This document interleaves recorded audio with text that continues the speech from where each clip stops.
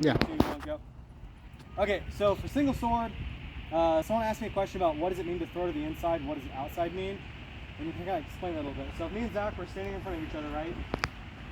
Whatever is on the inside of our swords is on the inside of our swords, right? We put both of our swords like this. This is the inside, this is the outside, right? So if Zach swings to the outside with a cross attack, he's crossed to the outside of my guard. Now I can throw a shallow shot. Technically this is the outside, but it's in the inside of his shoulder, so it's actually kind of the inside. The exact same thing if he throws this way, and I push his sword out, now his sword's on the outside and mine is on the inside, and I can make a quick return to the inside, if that makes sense. So if Zach takes a wide outside wrap to try to hit me in my backside shoulder, I can block and make a straight chop to his inside arm. The most cases where this is prevalent is if you're fighting a lefty, and Zach will throw to the inside of my guard, exact same thing is the inside of my sword, right? And the outside of my sword is the outside of my guard. So if Zach throws a big shot to the outside, all I have to do is turn a little bit, catch his sword, and make the quickest attack possible.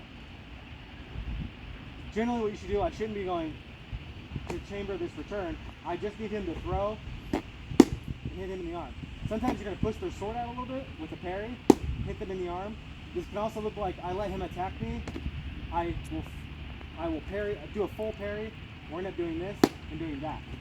Depending on how your opponent attacks, they might be kind of slick and try to throw this outside attack, and they'll try to move to the side a little bit and have their sword straight. So if I did to Zach, it would look like this.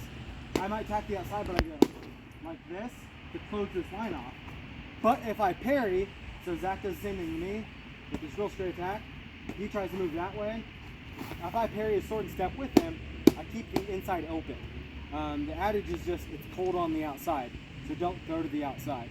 There are times and reasons to throw to the inside, but as a lefty, it's really advantageous just to hit them in the inside. Now, depending if they have a shield, go and pick up your shield, Zach.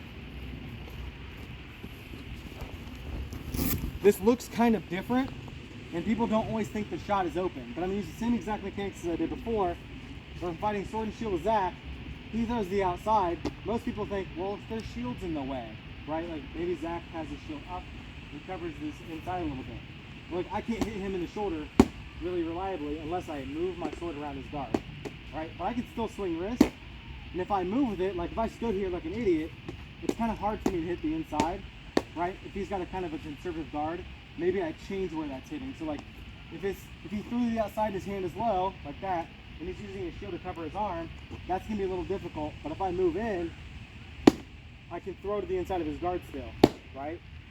It's the exact same thing. Now, if his shield is high and his hand was high, like that, and he threw to the outside, I can go just quick to the inside, back. And really, you want to look at if he throws a really dedicated shot to the outside, maybe a high wrap, just throw a high wrap. When I catch it, I want to catch it high, push it up and out, and maybe I do this. Or I can go straight in. It doesn't really matter.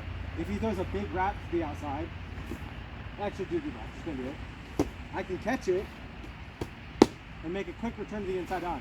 This is just chopping. That's all it is. Blocking and chopping. I hope that explains it. Anyways, check you later, guys. Bye.